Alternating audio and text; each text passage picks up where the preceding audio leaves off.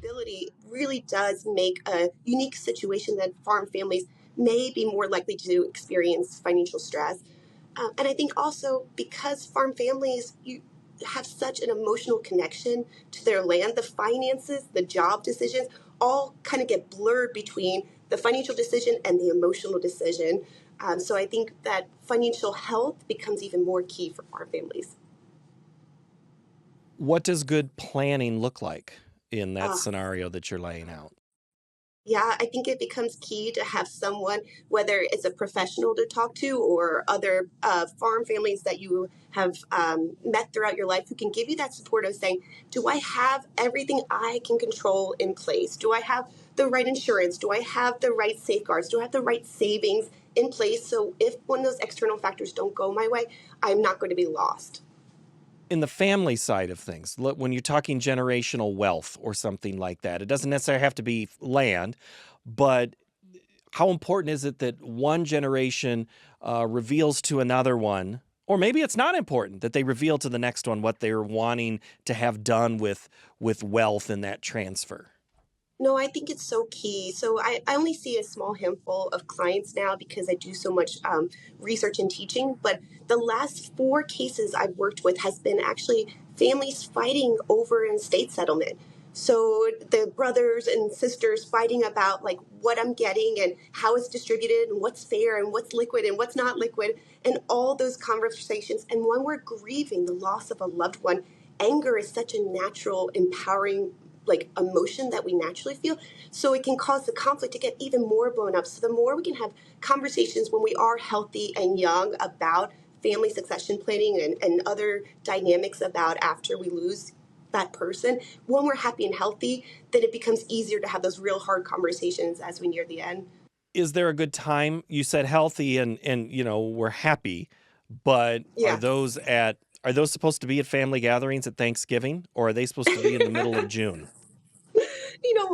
I hope that it's not always around the holidays, but I think thinking about again, what do I want for you guys after I'm gone is a beautiful conversation that you don't have to focus on the death, but your wishes for your loved ones can be something that at Thanksgiving is actually kind of fitting to say, I'm so thankful for you. And I hope when I'm gone that you guys still have the bonds between you, that you don't experience stress, that you can continue our legacy of this, homestead or whatever your wishes are. Okay, think about what you just said, but I want to have you think about that transition side from someone who maybe doesn't want to have that conversation. The younger generation is wanting the older generation to lay out some framework, and you're getting resistance from those that have to those that might have someday. Ah, it is so difficult. And I think one of the first steps is for the matriarch or the patriarch of the family, the person, the older generation, to come to terms with themselves, what they're giving, making sure that in their mind that they don't have anxiety about the distributions, so that when they have this conversation, it is not them processing out loud some of their anxieties. And so if you are lucky enough to be partnered with a wonderful wife or husband, having those conversations together before bringing in the younger generations can be a way to make sure that you've processed your own emotions before bringing it to the family. Do you get the sense that those tensions or pressures elevate at the higher dollar amount when we're Oh, talking? Is that accurate? I think so. Uh, I think when it becomes bigger numbers, I think that it becomes more emotionally laden. Like we were joking earlier about my kiddos being 7 and 10, and so it's a lot easier for me to have a conversation about their $4 allowance than me saying, "Here's how much I make a year." Like I think the bigger the number is, we project deeper meaning into it, and it's fascinating because there's some research that actually shows that the more finances you amass, the more scared you are of losing it. All right. Again, I'm going to go back to the commodity side of things because those are, when you're talking millions of dollars in land Yeah. or equipment, and you've got people that will just take a family of four, one involved in the farm, three not involved. You've got voting power off the farm, not on the farm then. Again, is that similar to any other dynamic that you've encountered in your career?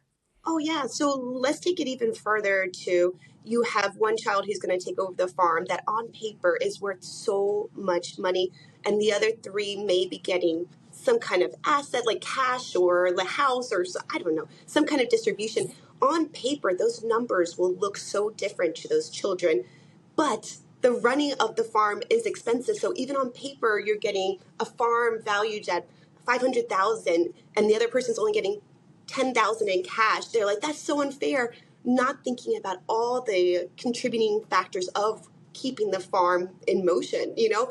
And so I think that's where conflict can happen between sibling pairs of when you gift a illiquid asset like a farm, the comparison is not apples to apples. And without conversations behind those decisions, assumptions can be made about jealousy or favoritism or a host of other factors. Well, yeah, because you can be sitting in those rooms, and you've probably sat in those rooms where someone says, I'm only getting 10 grand and you're getting this? Yes. And then the conversation about how do you split a farm fairly, or one person wants to sell, it becomes so much more conflictual, especially during the grieving process. So if those conversations had occurred earlier on, here's my reasoning behind these decisions. Here's why I'm gifting this person this, because my underlying, and I love you guys all. It is so much easier to navigate than after you're gone. And again, that mind reading that happens of that's because mom loved you more or mom loved me less, you know? The full MTOM is available now.